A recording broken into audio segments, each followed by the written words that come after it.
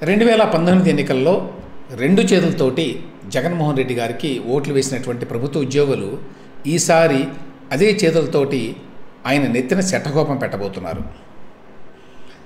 ప్రస్తుతం జరుగుతున్నటువంటి postal voting ట్రెండ్ని బట్టే ఈ విషయం అర్థమవుతోంది.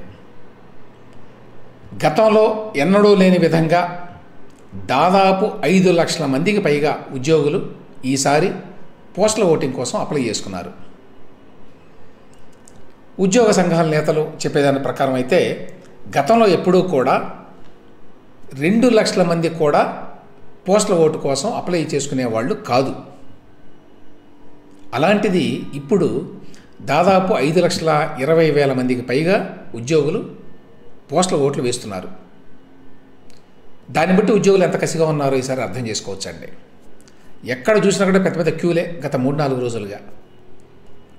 గంటలు వెయిట్ చేయాల్సి వచ్చినా కూడా ఓపికగా నిలబడి ఉద్యోగులు ఆడా మగ అందరూ ఓటేస్తున్నారు.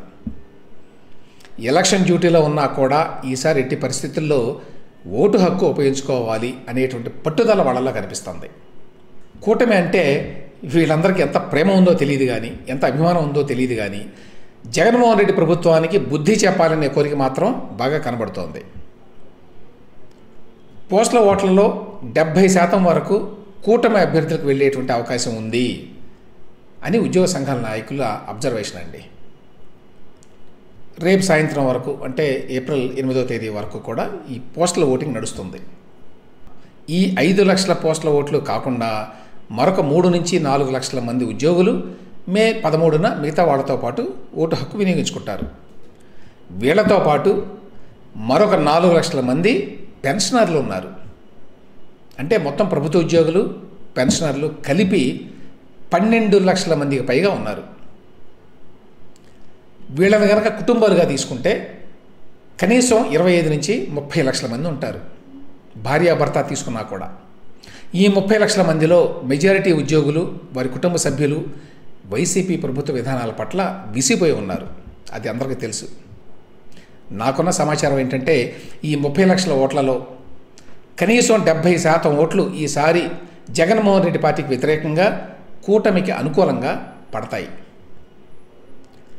దాదాపు 1,25,000 మంది గ్రామ సచివాలయ ఉద్యోగుల్లో కొంతమంది, 64,000 మంది ఆర్టీసీ ఉద్యోగుల్లో కొంతమంది, అట్లాగే మత కుల ప్రభావంతో ఓట్లు వేసేటువంటి కొంతమందిని మినహాయిస్తే మిగతా ఉద్యోగుల్లో సింహభాగం ఈసారి కూటమికే ఓట్లు వేస్తారు అని చెప్పి ఉద్యోగ సంఘాల నాయకుల నుంచి వస్తున్న సమాచారాన్ని బట్టి మనకు తెలుస్తోందండి.